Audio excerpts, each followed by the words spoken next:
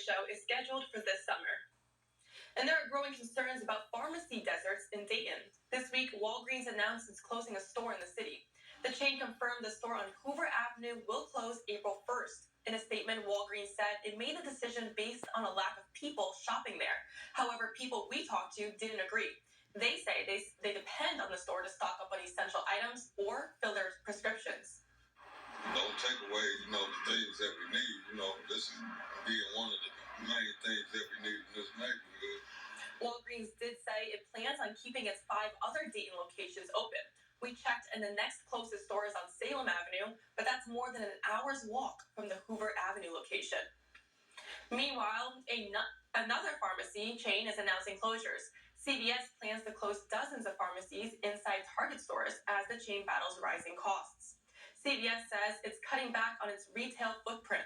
It operates about 1,800 pharmacies inside Target stores nationwide.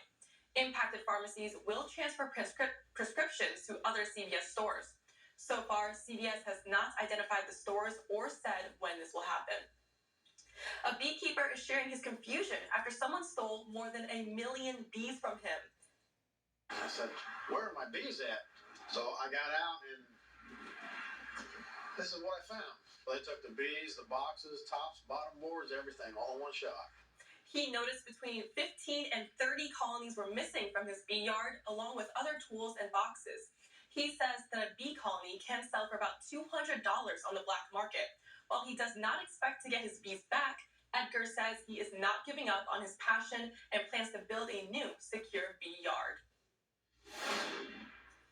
And weather specialist Nick Dunn joins us with your Storm Center 7 forecast.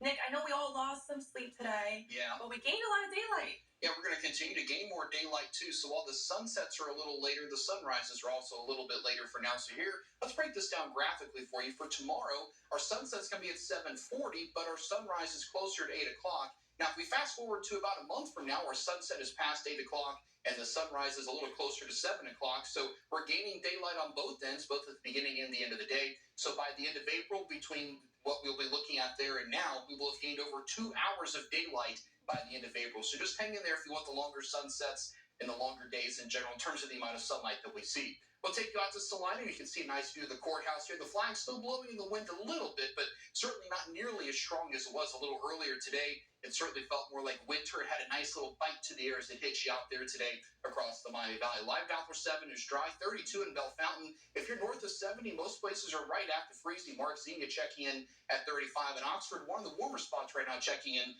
at 37. Sustained winds continue to be out of the northwest. That's a sign that we have colder air settling in across the Miami Valley. 14 miles per hour here in Dayton. Greenville checking at 13 miles per hour. And with these sustained winds, that's why those wind chills are in the 20s to around 30 this evening. And that will continue through the overnight, but these winds will start to die down as we get towards tomorrow morning.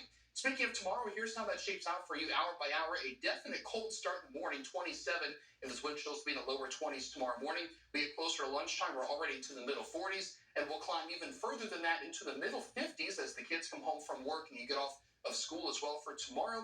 52 by 7 o'clock, and you see there the sun icon is there because the sun is still going to be out at 7 o'clock. Your weather checklist for tomorrow: long sleeves, a jacket, sunglasses, and long pants. Those are definitely things you're going to need tomorrow.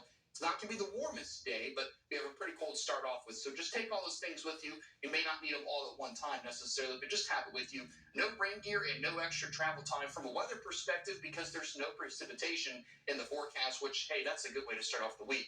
If you want to go out and ride the bike in the next 3 days, make the best of it because these are the only 3 dry days this upcoming week in terms of our work week. So Monday, Tuesday, Wednesday, we'll give it a green light there on all 3 days. Get out there and make the best of it. Here's how this pans out for us in Futurecast. Through tomorrow, we're going to see a lot of sunshine, hardly a cloud in the sky through the afternoon. On Tuesday, just a few fair weather clouds filtering through, but you notice we stay dry.